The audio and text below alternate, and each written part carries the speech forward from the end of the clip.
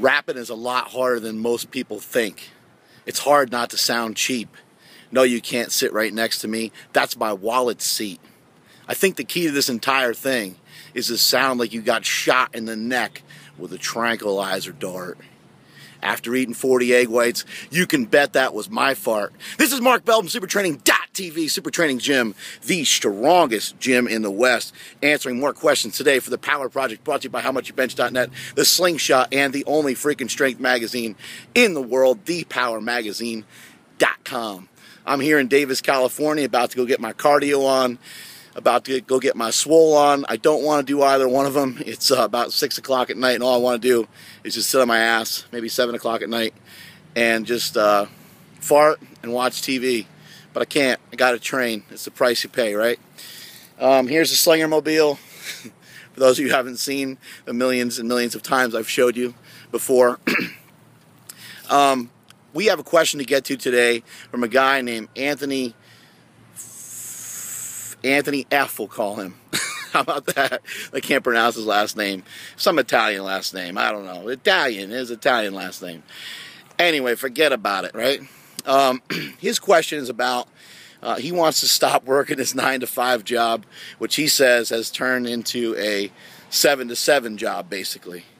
And I actually get more business questions than you guys would ever think. And that's something I never thought would happen. That's not. I don't consider myself an entrepreneur. I kid around all the time about being an inventor. That actually is something I do take a lot of pride in, though, in inventing the slingshot. But the word entrepreneur is just too weird of a word. It's like fiancé. Those of you that have been engaged, how many dudes out there? Come on.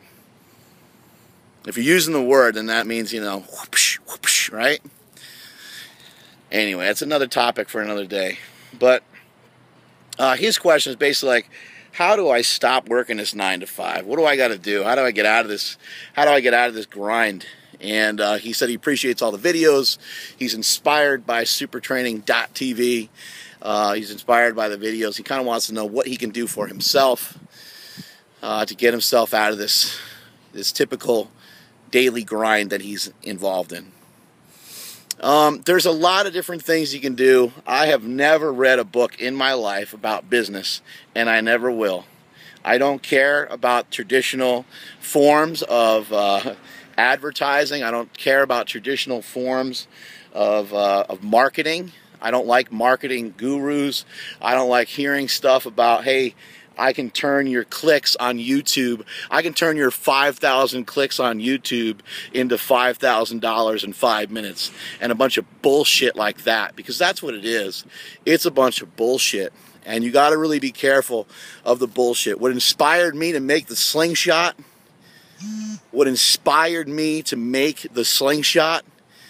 is to make the world a better place to live. And that's the fucking truth. That shit came from the heart. That has nothing to do with money. I give a fuck about what kind of money I was about to make off of the slingshot. I knew that I had a chunk of gold in my hand. I ain't gonna lie to you. I still feel that as far as the slingshot has gone, I can triple the amount that it's doing right now in the next 2 years. And I will. Before I probably sell it off to somebody big. But anyway, the key is, in my opinion, is to follow what you're good at. Follow the things that you like to do. Follow the things that you're passionate about. You hear people say it all the time, follow your heart. It just sounds so weak, doesn't it? But honestly, follow the things, not just that you're passionate about, because that's not enough. It's got to be shit that you're good at. I hear people say all the time, I actually saw another article. These articles pop up all the time. If I knew then what I know now, and that kind of shit like that. And it kind of drives me crazy because I feel I've known all along. I've known all along that lifting weights is badass. I've known all along that strength training is awesome. I saw a bunch of fat fucks the other day walking around with a water bottle. There was a run that went on here in Davis, somewhere around here. Who knows why everybody's running, but God bless them for getting off their couch, right? I see everybody with a water bottle. I've been carrying around water bottles since I was 12 years old. I'm 36 now. And I remember people used to make fun of me for it. I remember I used to go in and bench press and squat and deadlift and do single rep maxes. And people would say, that's not the way that you get big. What are you doing? Why are you training that way? That's not the way you get cut. Why are you lifting that way? I've always known that this shit was awesome, and it's something that I've kind of just turned into a business. I've turned my passion into a business, and I've had a lot of fortune in my life. I've had a lot of support in my life, so a lot of that has helped. But for those of you that don't have the same level of support, there's no excuse. You still got to push forward. The main thing is to follow through. People are a bunch of pussies out there. I'm going to give it to you straight right now. People are a bunch of fucking punks. People are a bunch of fucking pussies. And they don't follow through on shit. They don't follow through on any ideas that they have. They talk about their dreams and their passion before they go to bed. And they wake up the next day with those dreams and hopes deflated before they even drink their first fucking cup of milk. Don't be that pussy. Don't be that person. Follow through with the dreams. I do apologize for all the swearing, but this is a passionate thing for me to talk about this kind of stuff. Because all this really is you taking a concept and an idea and following through on it, no matter what anybody else says. Don't do a magazine. Whatever you do, don't do a printed magazine. Fuck you. I'm going to do a printed magazine. You know why? Because powerlifters need it. And because the other powerlifting magazine out there at the time fucking sucked. There, I said it. It fucking sucked, and you all know it. I remember Ed Cohn did 2463, and somebody else was on the cover. I knew then, what I still know now, is that magazine fucking sucked. And there's some times for some changes and shit like that. But you have to follow through on your ideas. You have to follow through on them no matter what. You're going to have people tell you that they suck. And you're going to have ideas that don't work. That's okay. The first batch of slingshots, some people out there know. Maybe a few hundred people maybe know. That the first batch of slingshots did not... It's not that it didn't work entirely. It's that it didn't work as planned. And they were kind of shitty. And I had to kind of go through a bunch of other stuff. But... if I was to show you guys in my phone, my Rolodex, if you will, the names in my phone, I have a lot of names, a lot of star-studded names. I have a lot of people that you would say you would look up to business-wise. I got Tim Ferriss, guys like Dave Tate, got all these different guys. And although I've severed ties with somebody like Dave Tate, I got a lot of ties with a lot of people that if I just communicated with them, if I just reached out with them at any time, they'd give me some feedback. But you know what I realized about all these people, as awesome as some of these guys are at their job and as awesome as they are at making money, many of them much, much better than the people's coach at making money and using their brain. I mean, Tim Ferriss is, a unique author and one of the best authors with tremendously unique ideas all the time. New York Times #1 bestseller many times over. Anyway, I have all these people in my phone. I can email them. I can talk to them. I can send them fucking smoke signals, whatever. But you know what? You know what I realized is that it doesn't matter. Those people can't help me be a better me. Those people can't help me be a better people's coach.